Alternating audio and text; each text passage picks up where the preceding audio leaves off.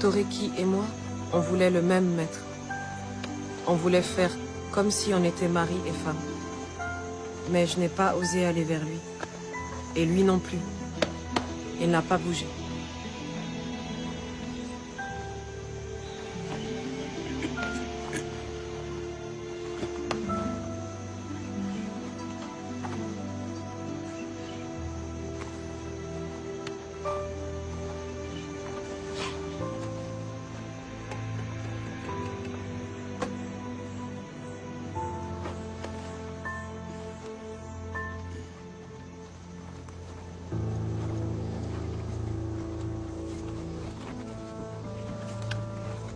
Est vendu 270 captifs, dont 136 répartis en 18 lots de 3 à 6 membres.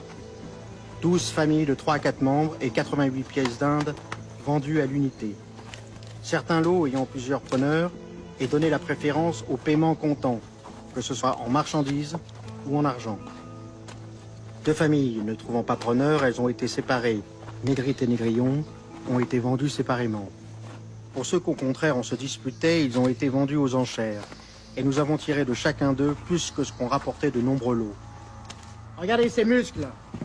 Voilà un mulet qui sera dur au travail. 180. 180 nous sommes. 200, monsieur, 200. 230. 230 nous sommes. 230. 300. 350. Allons, ne laissez pas passer pareille pièce. 950. Oui, monsieur. 1000. 1100, qui dit mieux? Personne?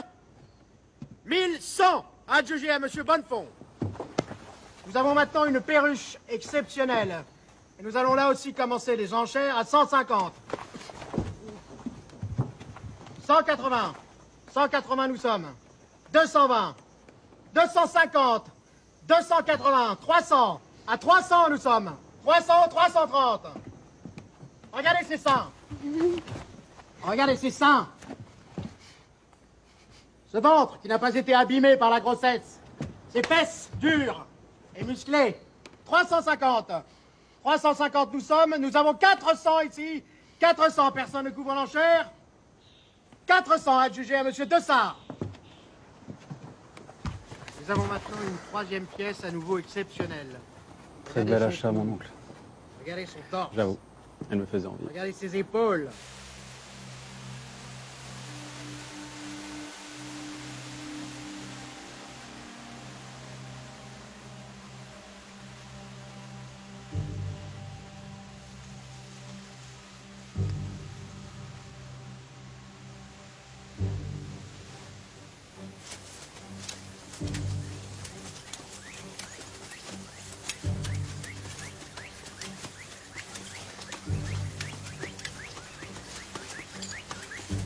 Quand nous sommes arrivés à l'habitation, comme ils appellent ici la propriété du maître, Un prêtre nous a fait un discours pour nous expliquer que nous avions de la chance.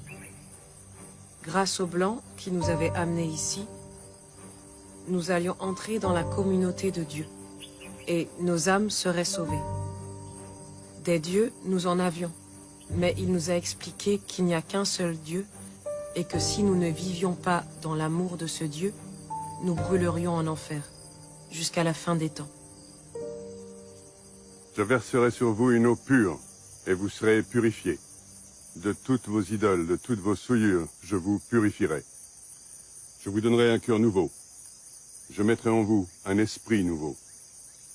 J'enlèverai votre cœur de pierre, et je vous donnerai un cœur de chair. Je mettrai en vous mon esprit. Alors, vous suivrez mes lois. Vous observerez mes commandements, et vous y serez fidèles. Avance. Ton nom est Sacriste. Et puis, on nous a donné un nouveau nom. Eulalie. Personne ne nous a demandé notre nom. Tu t'appelles Euseb. On a fait comme si nous n'en avions pas. On m'a juste dit, ton nom est Délie. Ton nom est Délie. Et de ce jour, on ne m'a plus jamais appelé autrement. Tu t'appelles Jean-Baptiste. J'ai appris plus tard que Toriki avait été appelé Saint Jean.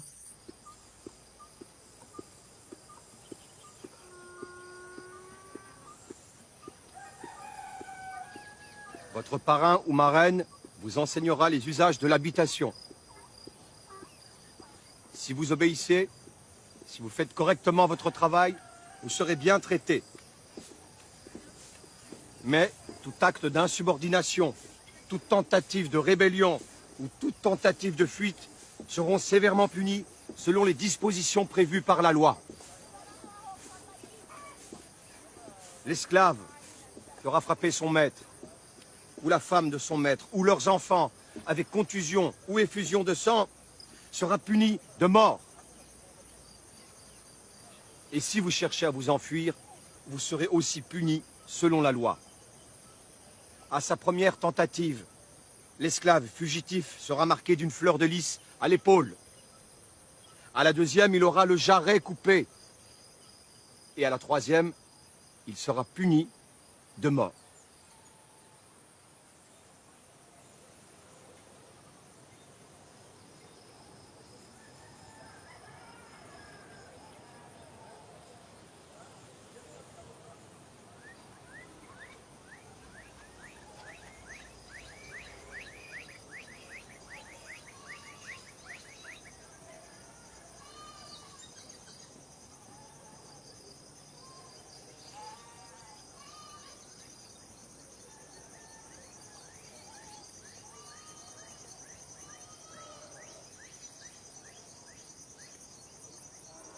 Le commandeur sonne le réveil au lever du jour.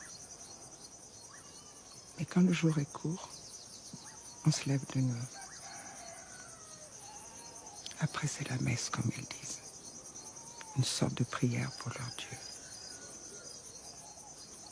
Et après, on part au travail.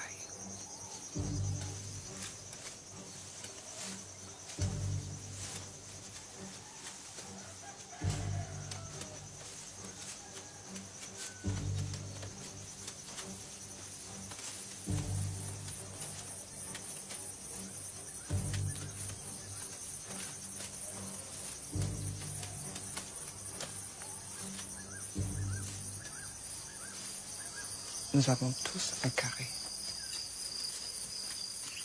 Tu y cultives ce que tu veux. Et ce que tu récoltes t'appartient. Tu peux le manger ou le vendre. Mais tu peux venir dans ton carré que le samedi. Samedi jardin qu'ils appellent ça.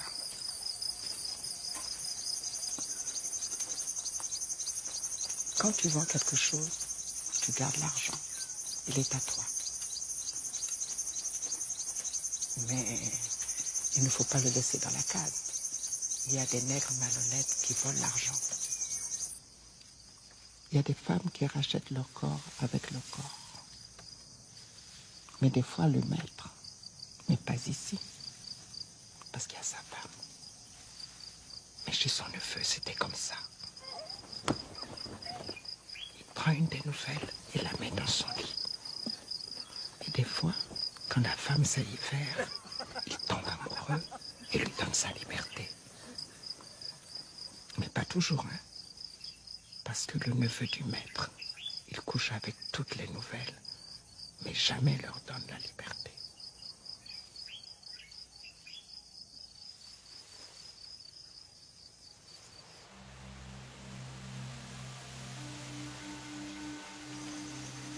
Tu peux racheter ton corps.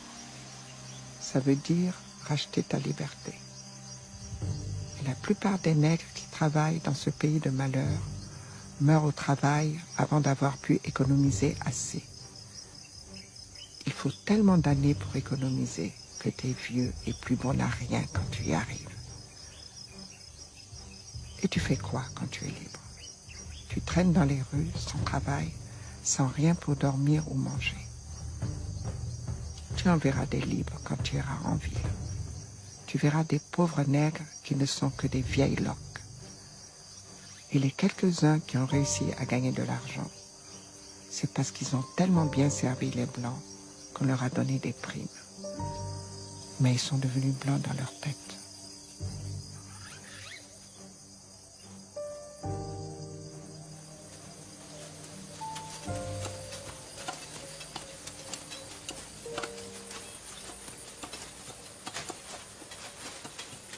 Pour moi, l'empoisonnement ne fait aucun doute. Il est mourant. Ça ne doit avoir été causé que par le poison. Alors quel poison? Je ne sais pas. Mais du poison, c'est certain.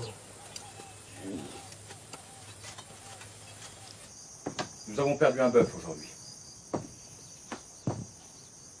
Avec les animaux de la semaine dernière, cela fait 3 bœufs et 2 mulets. Il y a des empoisonneurs parmi vous. Ces crimes sont punis de mort. Si quelqu'un connaît les coupables, qu'il les dénonce immédiatement ou il sera poursuivi pour complicité. Je vous tiens tous pour responsables. Vous allez devoir me rembourser le prix des bêtes mortes. Pour cela, vous travaillerez le samedi et le dimanche pendant 1 mois. Si vous n'êtes pas content, dénoncez les coupables et je lèverai les sanctions. En attendant, regagnez immédiatement vos cases.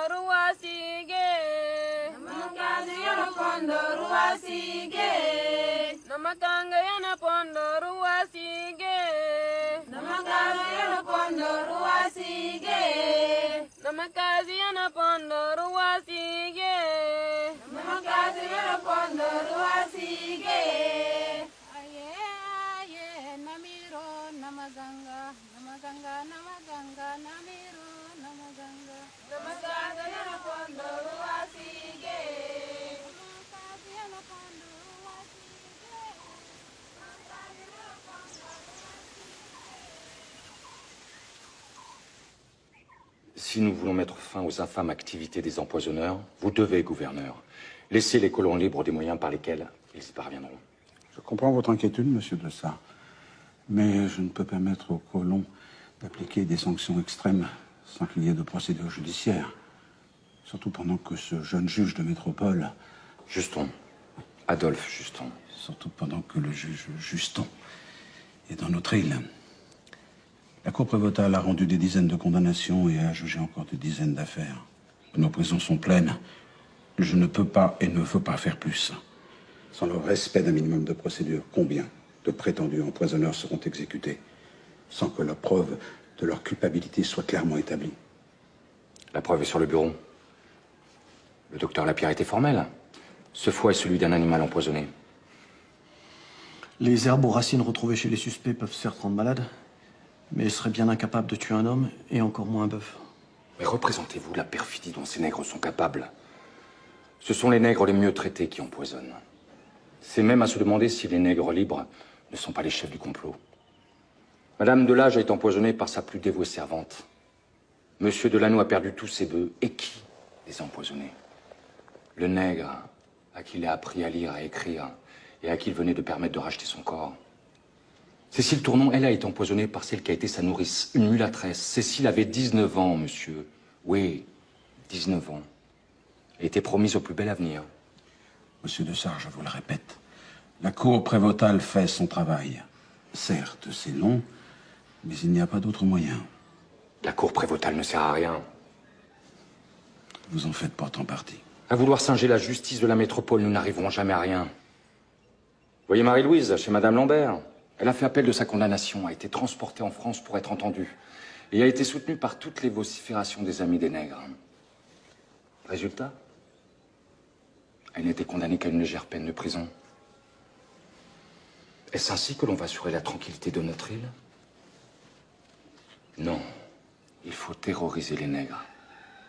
Par des jugements rapides, exemplaires, montrant la plus extrême fermeté. Et si dans l'exercice de ces jugements rapides et impitoyables roulent les têtes de quelques innocents, le prix à payer sera bien mince au regard de ces bienfaits.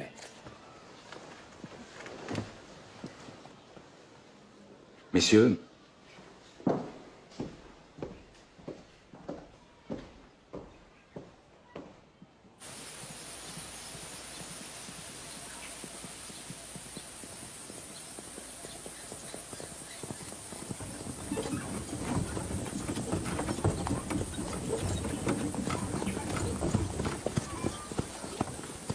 Docteur Ruffier.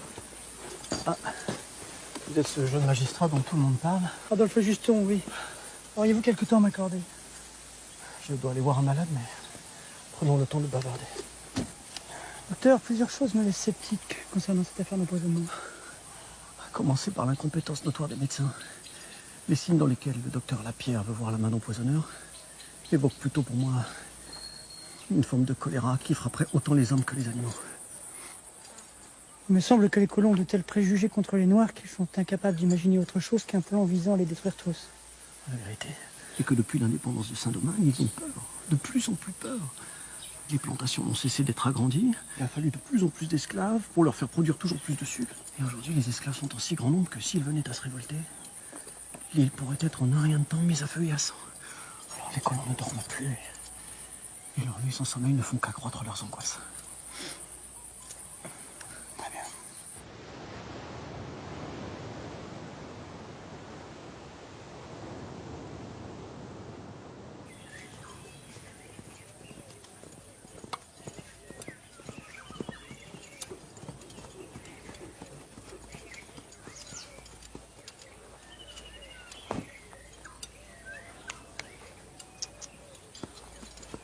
Inutile de vous présenter, monsieur Juston.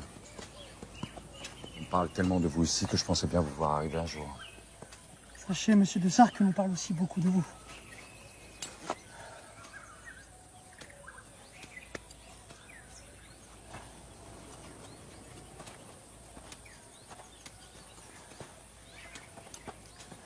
Ma femme, Bienvenue. Madame, les gens de France comme vous se font des idées parce qu'ils ne connaissent rien à la véritable situation dans les colonies. Vous venez d'arriver. Mais quand vous aurez passé quelque temps ici, vous nous comprendrez mieux. Et vous vous convaincrez de la nécessité de conserver l'ordre établi par le maintien de l'esclavage. Il n'y a pas de travailleurs qui veuillent venir de France. Et quand par hasard il y en a un, il ne résiste pas au climat de cet affreux pays. Seuls les nègres habitués à la chaleur des tropiques peuvent travailler ici. Mais la race de l'homme que nous avons accommodée est infernale et traître. Ce sont de véritables serpents. n'est-ce pas un peu excessif? Les nègres et les gens de couleur n'ont guère en vue qu'une chose, et qui fait frémir. La destruction des Blancs. Pierre. J'espère que nous trouverons à ma fille un bon parti, pour qu'elle puisse contribuer à accroître la race des honnêtes gens, tandis que nous travaillerons ici à diminuer celle des scélérats. Et c'est aussi ma mission, monsieur de Sart. Ce n'est que par les moyens les plus sévères, les exemples les plus marquants. Et en vérité, il faudrait inventer de nouveaux supplices pour faire périr les scélérats. Que nous parviendrons à maintenir notre tranquillité pendant encore quelques années. Pourtant, il me semble que vous n'avez jamais été aussi prospère. Les colonies ne redeviendront jamais ce qu'elles ont été. Mais si le gouvernement veut la conservation des colonies et les protège un peu plus que par le passé, nous rétablirons notre fortune. Croyez que ce n'est pas rien d'avoir acheté chaque année 10, 15, 20 nègres pour remplacer ceux qui sont morts. Mais ils se donnent la mort avec une facilité déconcertante. Merci.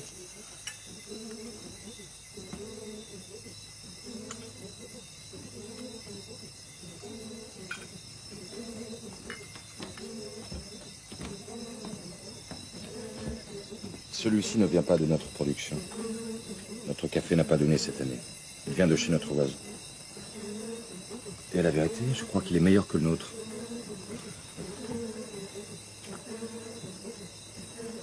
Quand la musique résonne comme ce soir, notre fille peine à s'endormir. Tu devrais peut-être aller la voir.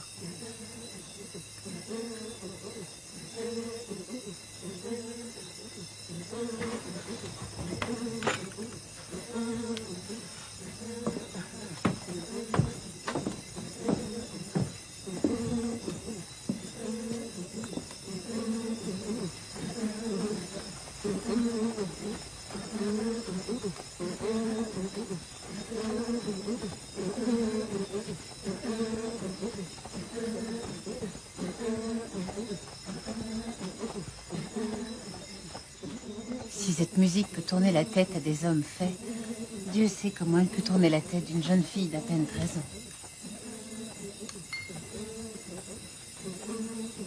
Vous savez, j'ai plusieurs fois observé leur fête sans être vue. Vous n'avez pas idée du point auquel les mouvements des deux danseurs sont à l'opposé de la pudeur. Voyez le nombre de mulâtres. Presque tous sont les enfants naturels de colons mariés. Ces hommes qui ne serreraient jamais la main d'un nègre n'hésitent pas à étreindre une négresse parfois de force pour satisfaire leurs envies.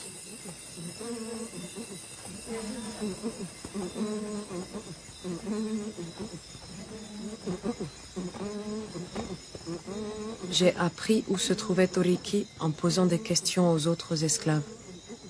Lui faisait la même chose. Il est venu me retrouver plusieurs fois à la nuit, en partant tôt le matin pour être rentré à son habitation, chez le neveu de Dessart à l'heure du réveil.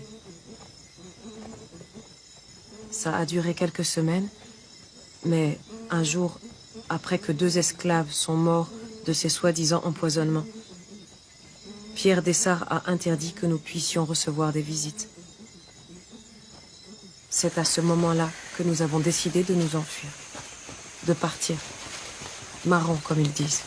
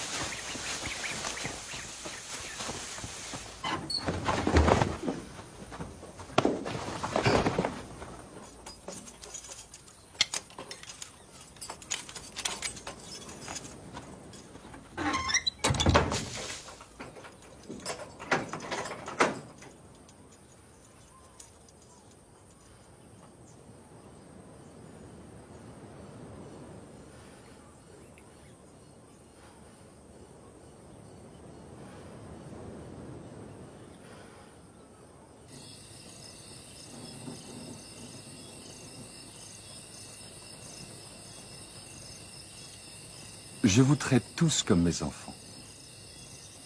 Aussi, j'attends de vous que vous me montriez le respect dû à un père. Et comme un père ne peut tolérer que ses enfants quittent sa maison sans son autorisation, je ne peux tolérer que certains d'entre vous se fassent marrons.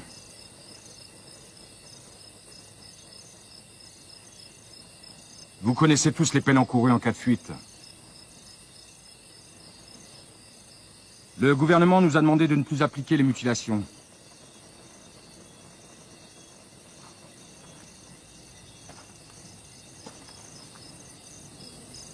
Saint-Jean et Delhi n'auront donc pas les oreilles coupées. Mais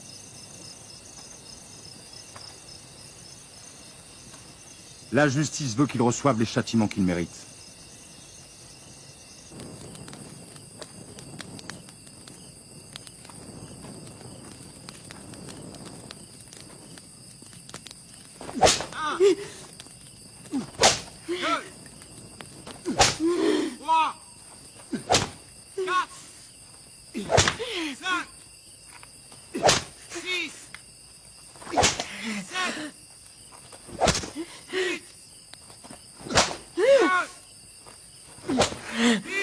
J'ai été remise au travail le lendemain. Mais pendant 30 jours, j'ai passé mes nuits au cachot. Les chevilles dans le carcan.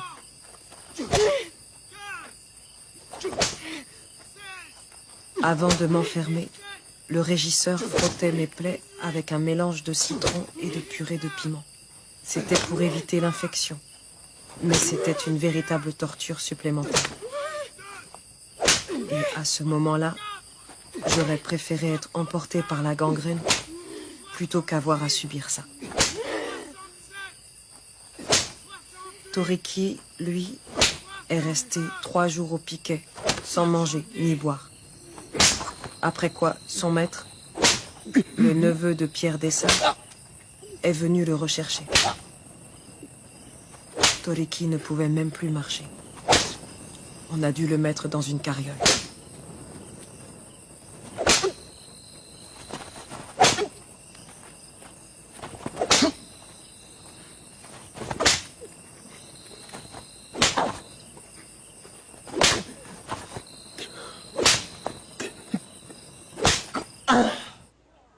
Pierre Dessart n'est pas le pire.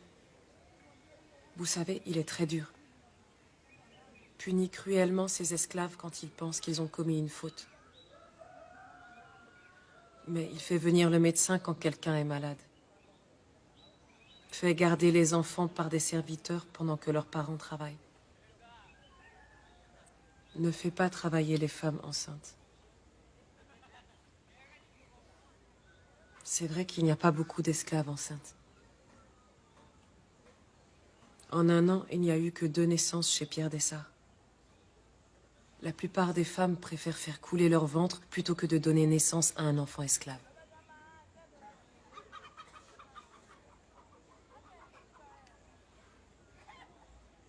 Le pire, c'est Bonnefond, le neveu de Pierre Dessart. Il n'est pas dur, mais cruel.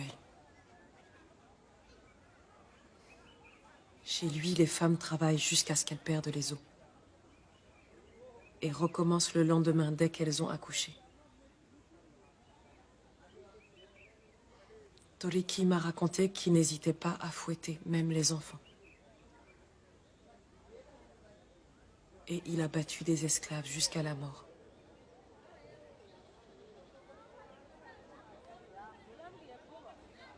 Maintenant, je dois vous laisser avant que le marché soit fini.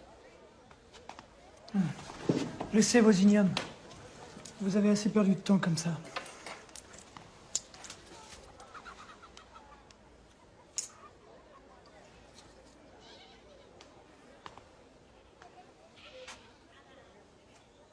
Vous savez, certains esclaves ont appris à lire. Maintenant, ils connaissent les lois. Un maître peut battre ses esclaves, mais il n'a pas le droit de les tuer. Un homme tel que Bonnefond ne mérite que la prison et pourtant il continue à sévir. Je n'ai pas pouvoir de police ici. Je ne peux qu'enquêter, mais je vous promets de le faire.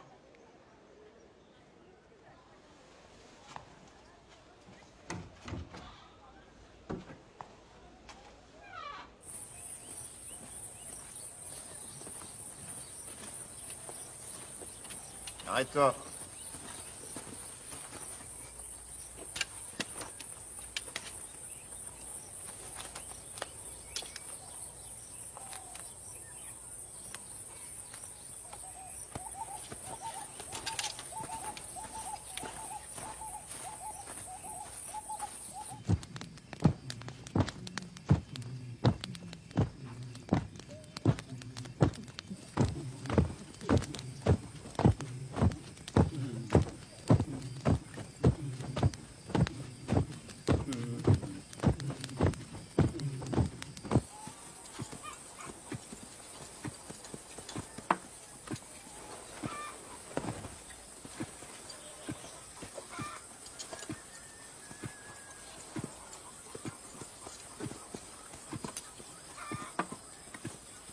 Vous pouvez visiter ce que vous voulez.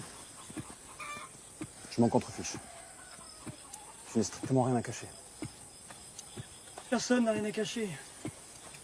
Pourtant, chaque jour, le gouverneur reçoit des lettres pour que je sois expulsé par le prochain bateau. Par quoi voulez-vous commencer? Qu'il vous plaira. Non. J'ai toujours été bien traité et bien nourri. Je travaille. Oui. Mais je peux me reposer quand j'en ai besoin. Vous n'avez jamais été frappé.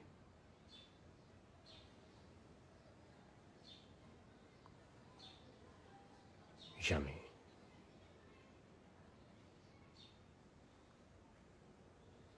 D'autres esclaves sont-ils frappés?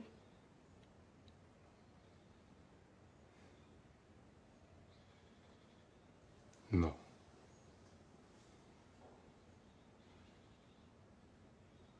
Avez-vous entendu dire que des esclaves étaient punis du fouet ou du carcan?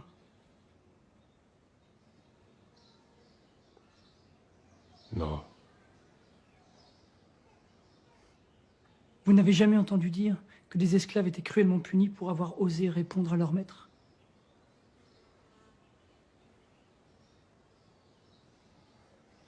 Non, jamais.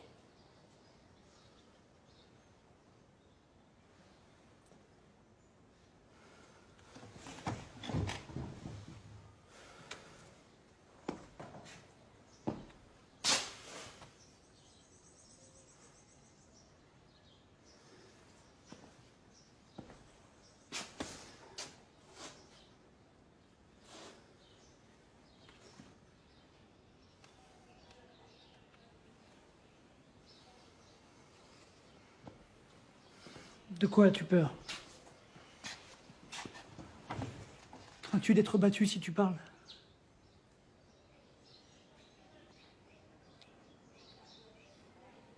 Tu cherches des preuves de mauvais traitement. Des punitions. Parfois des tortures. Toi et tes amis voulez qu'on en parle.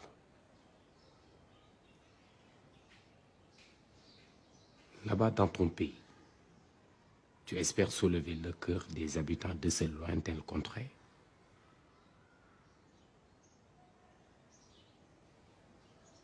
Tu espères qu'ils vont mêler leurs larmes avec celles des pauvres noirs? Dis-moi, l'esclave sera-t-il assis sur un trône d'or? Cela le rendra-t-il moins esclave?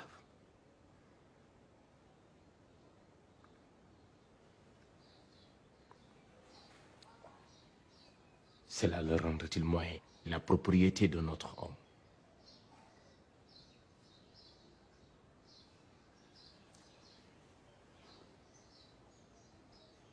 N'est-ce pas contre cela que tu dois te dresser?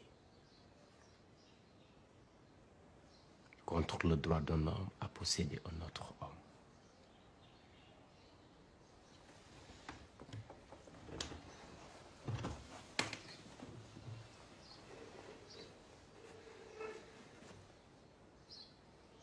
Je t'ai déjà trop parlé.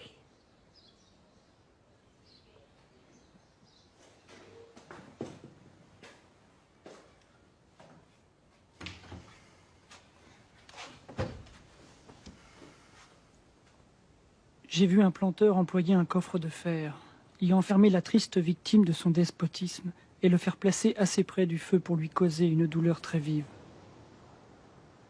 J'ai appris d'un jeune homme qu'afin de les reconnaître, il avait fait couper les oreilles à 6 esclaves que son père venait de lui donner.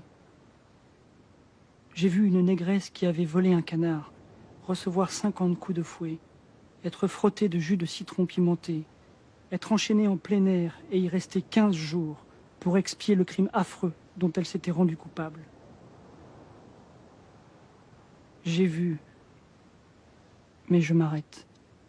Je suis là de décrire des atrocités.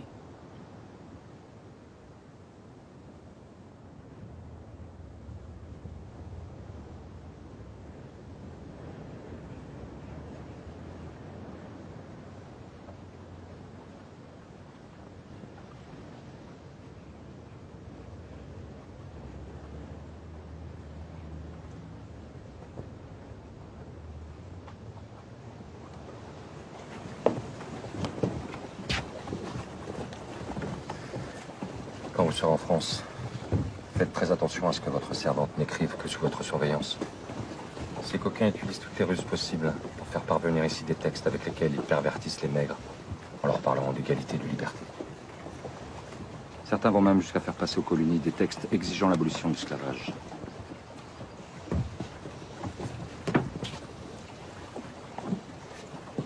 Tiens, quand on parle du diable, il arrive.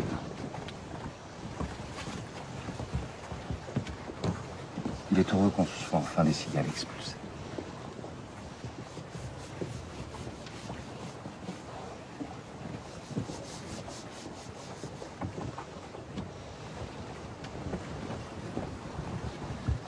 Je vous souhaite un bon voyage.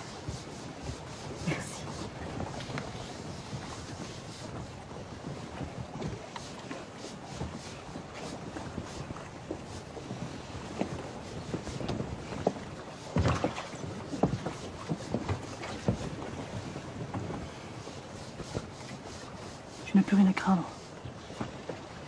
Dès que tu poseras le pied en France, tu seras libre. Libre et servante.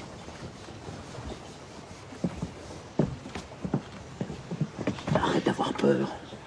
Tu vas aller en France. Tu es libre, libre. Tu peux t'occuper d'elle?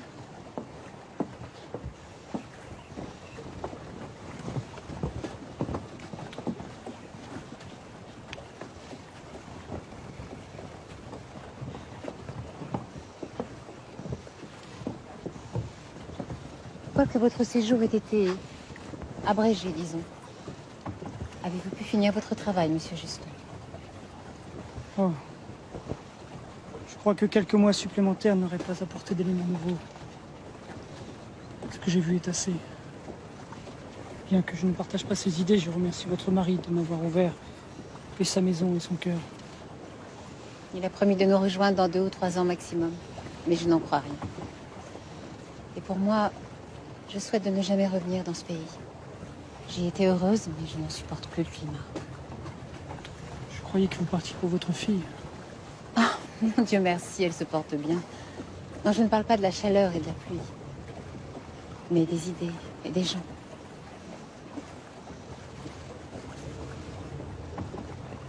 Il n'y en a que pour l'argent. L'argent, toujours l'argent. Tous les moyens sont bons pour accroître sa fortune. Il s'est établi dans cette colonie une épouvantable hiérarchie qui dicte tous les rapports entre les hommes. Ceux qui ont de l'argent méprisent les colons qui n'en ont pas. Les blancs méprisent les noirs et les mulâtres jalousent les blancs et méprisent les nègres. Il n'y a guère que ce monsieur Bicette à qui l'on fait un mauvais procès, qui, quoique mulâtre, a défendu les nègres. Et les nègres eux-mêmes n'échappent pas à ce sentiment. Les nègres domestiques méprisent les nègres à talent qui eux-mêmes méprisent les nègres des champs. Ce n'est plus dans la colonie que haine et mépris des uns envers les autres.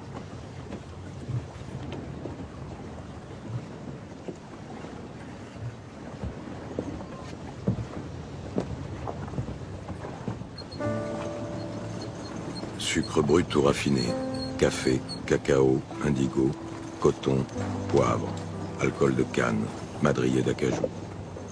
Les cales et entrepôts du bienfaisant sont chargés des marchandises qui, outre l'argent liquide, ont servi au paiement comptant des esclaves.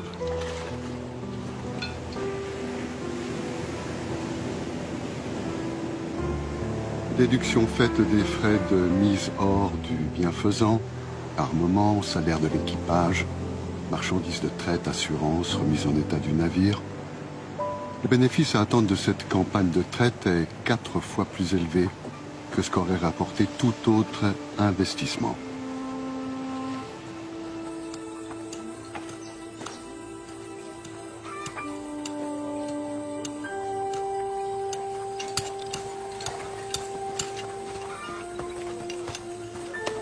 Chez le neveu de mon maître, on a trouvé les cadavres d'autres animaux.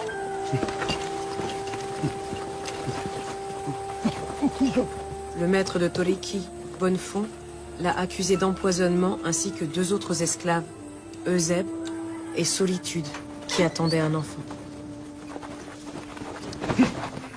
Ma marraine savait que Bonnefond voulait punir sévèrement Toriki. parce qu'il a osé parler à ce magistrat qui vient de quitter l'île. Les juges les ont condamnés à mort tous les trois, mais ils ont attendu que la femme Solitude accouche avant de la faire pendre.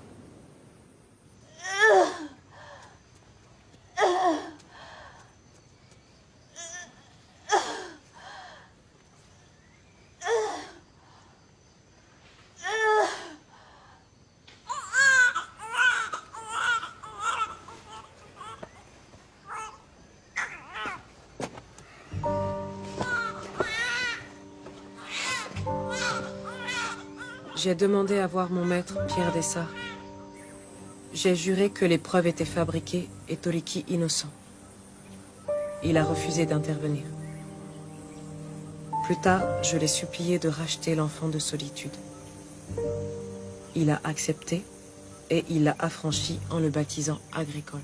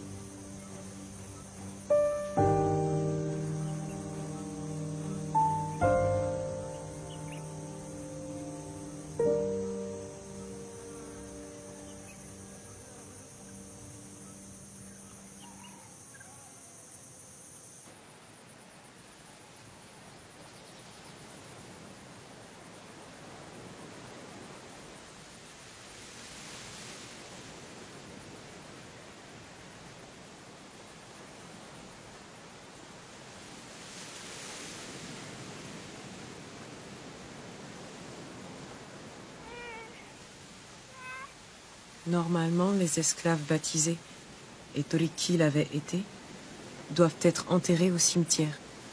Mais on lui a refusé.